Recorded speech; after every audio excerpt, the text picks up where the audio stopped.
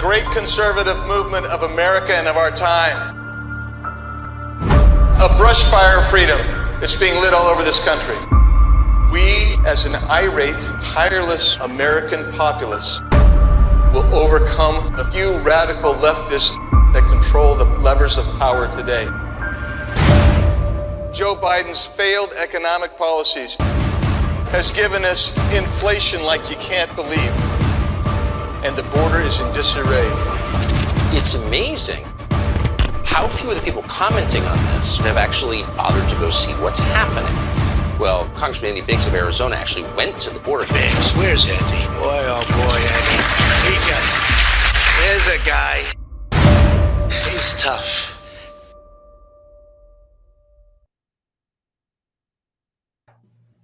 Hello, everyone. Welcome to What's the Biggs Idea? My name is Andy Biggs. I'm the congressman from Arizona's 5th Congressional District, and we are happy that you're with us on our semi-regular podcast. And we're watching the border very closely today, so we've been doing podcasts almost every day now, trying to just get different opinions, different ideas, different views and perspectives from people who are on the border and watching this issue. Today, we're so fortunate to have with us the 27th mayor of Yuma, Arizona, a gentleman who's become a good friend. He's the president of the Arizona League of Cities and Towns, Mayor Doug Nicholls. Doug, Mayor, welcome to the What's the Biggs Idea? Thanks for having me on, Congressman. I appreciate it. So what everybody wants to know is how are things in Yuma right now? Number one. Number two, Secretary Mayorkas says the numbers are way down, kind of telling us maybe he's got crafting a narrative that we shouldn't have to worry so much. Tell us about all this. What's going on?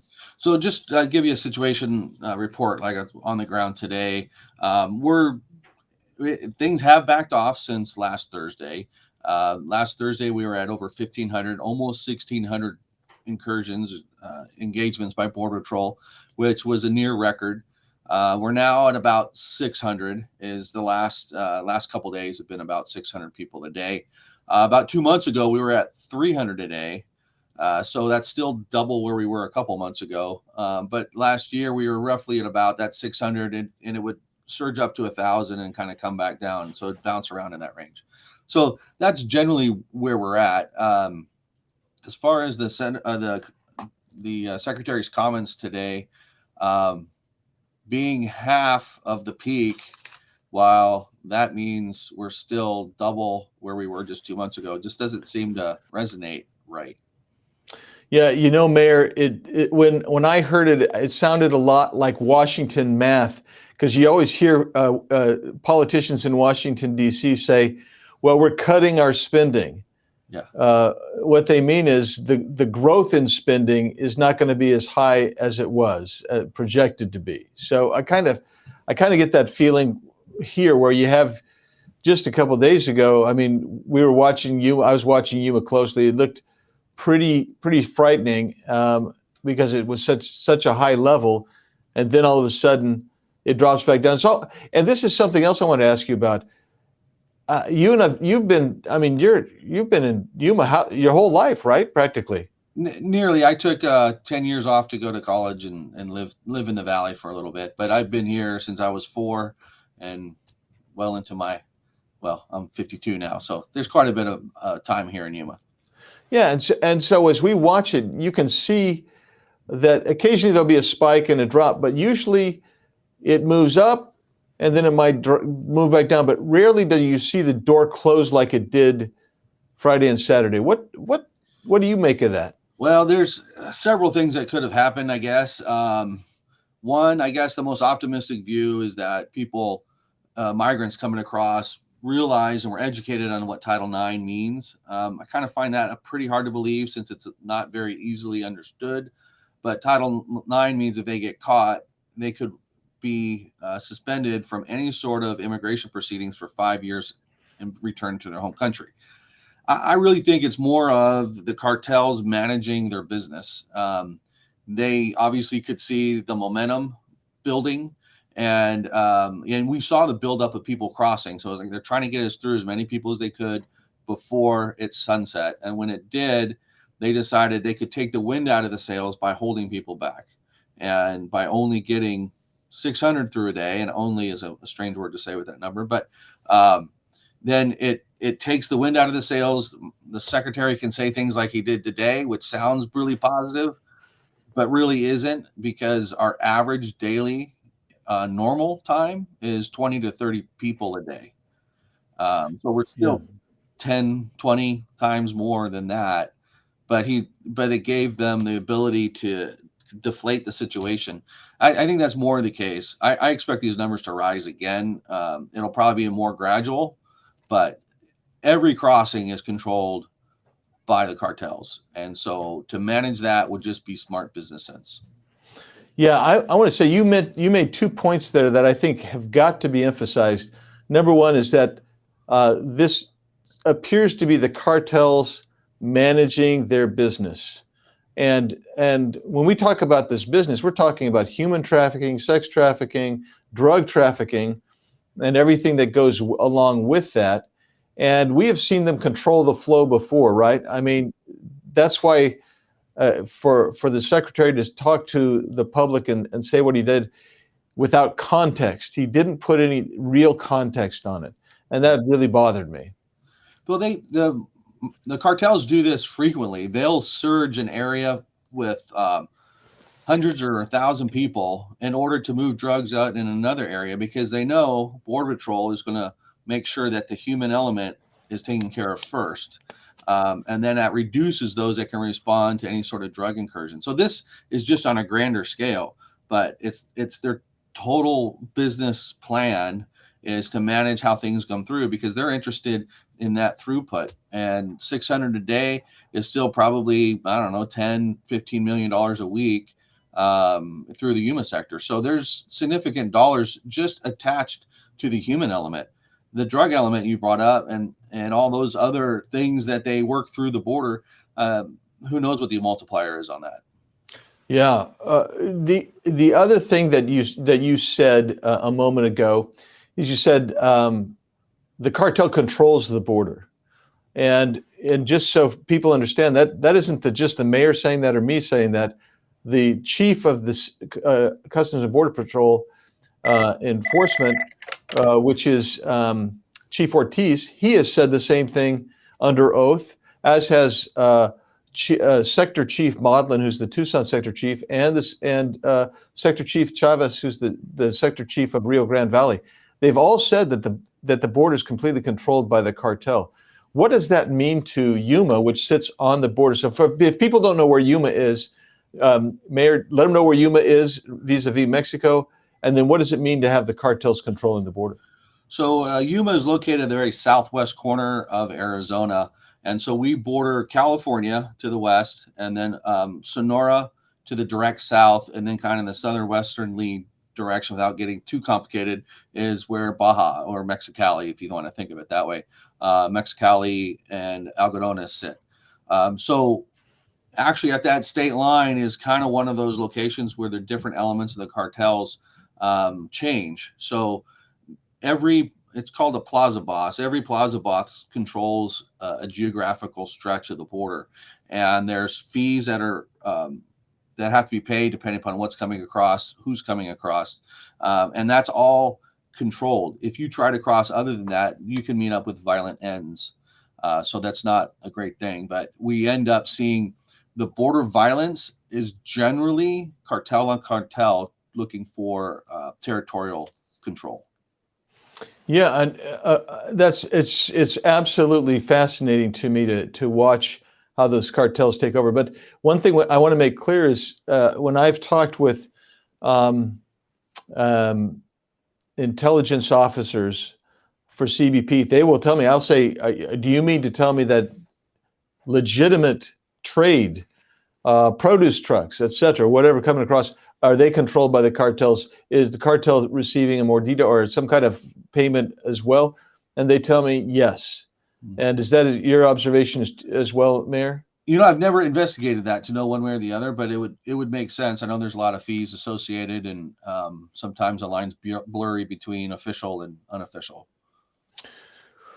There's two other aspects of this thing that people don't realize, and I will call them secondary or unintended consequences to a mass movement of people across our border illegally. And I'm thinking of the impact on the community. So it might be hospitals, NGOs.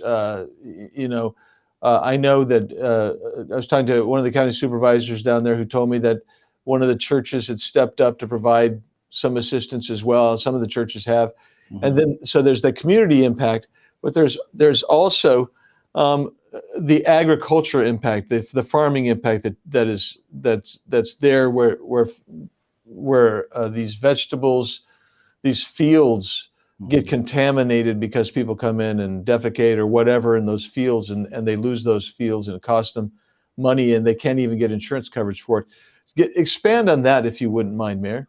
Sure. Just as an example, or I guess order of magnitude, the Yuma economy is 70% based upon ag.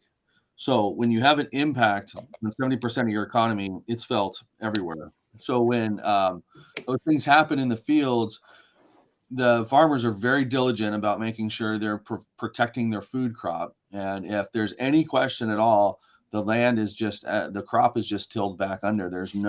It's not harvested. They don't try to salvage that crop at all. So there's thousands of acres, hundreds of acres probably that are fronting the border. There's thousands of acres fronting the border, and then those get impacted by that traffic. That's why a barrier, a wall, a gate, a fence, whatever, is essential, because it helps move the traffic away from those critical crops. Yeah, and then tell us about, for instance, the hospital. You guys have one major hospital. What's the impact there been? Right. So this last year, the hospital had an overwhelming services that it had provide to a lot of migrants, and they went into the hole for $26 million of services, which they've not yet been able to figure out how to get reimbursed by the federal government. Beyond that, though, the maternity ward in and of itself got overwhelmed. They ended up having to, those that were scheduling their C-sections and such, or their deliveries, were pushed off and worked around the system.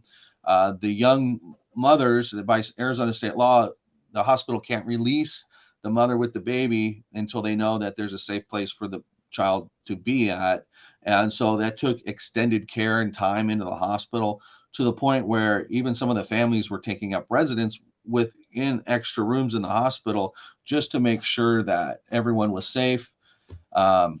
Things like needle care was just not something that the migrants would have done prior to that point. And so deliveries are more complicated. The health of the baby is more complicated, as well as the mother. So those are the kind of the impacts. Right now, the hospital's in a good state. It's solid, but those are the things that with surges, we get really concerned about, because that is our only hospital. And we want to make sure that it's available to the citizens here, the residents in the Yuma area too. Yeah, and my understanding is that that some of the local residents were crowded out because of the conditions you just described. They ended up going to Phoenix or maybe San Diego, or out of the local area, having to make treks up to get their care. Yes, and fortunately we're not there right now, but it created a lot of unintended consequences. Like another unintended consequence is the ability for us to continue to attract job creators, to attract tourists, because all they hear in the national news is this one element that is not being addressed by the federal government. But the community, and Congressman, you've been here a lot of times, it's an amazing community. There's so many great things going on that are not affiliated to this topic that get overlooked and make it more difficult for us to grow our economy. Well, this whole problem kind of crowds out all the other aspects and the characteristics of Yuma, which is a great community. Mm-hmm. I wanted to ask you one last thing as we get ready to wrap up here. Secretary Mayorkas promised 15 months ago that he was going to close the 11 gaps in the fence down there. And since coming to the governorship, Governor Hobbs has actually removed those container barriers that were kind of filling in by Morelos Dam. Has the administration delivered on that promise to close those gaps? Well, it's a little bit of a slow boat, but there is a contractor out there, and they're working on closing them. It has obviously, with that activity going on, it has reduced some of that traffic that we would have normally expected through there. But people still come through those gaps because right now they're still under construction. There is not anything preventing people from crossing. So we are getting the gaps closed. You're such a true, kind diplomat, Mayor Nichols. It's a slow boat. It's happening. It's just really slow. And I'm in construction, so when I say it's slow, yeah, I know it's slow. So. Well, just know that we're watching. We're pulling for you. We're trying to do what we can here. We passed out of the House last week HR 2, which I think is probably one of the best border security packages I've seen probably in 20, 30 years here. We'll see if the Senate will take it up, but we're pulling for you. We're doing what we can, and I'll be down to Yuma as soon as I'm available to get down to Yuma again, and we'll meet and visit along the border again like we've done so many times. Well, we'll look forward to your trip. Thank you very much for your time. Mayor Nichols, how do people follow you on social media? Yuma Mayor Nichols on Facebook. I don't have all my handles memorized, but I'm on Twitter. I'm on Instagram. Those are the primary ways. You can at Mayor. Just say no. At Mayor Nichols on Twitter. At Mayor Nichols on Twitter. Douglas Nicholls at Facebook. So, and then if you want to follow us, you can see this podcast or hear this podcast audio version on Spotify or Apple at What's the Big's Idea. You can follow me on Twitter at Rep Andy Biggs AZ, or go to Instagram at Rep Andy Biggs. Mayor, thanks for taking time out. I know you're swamped. You're busy. Thanks. We'll be talking again soon. God bless you guys. And thank you, everyone, for tuning in for another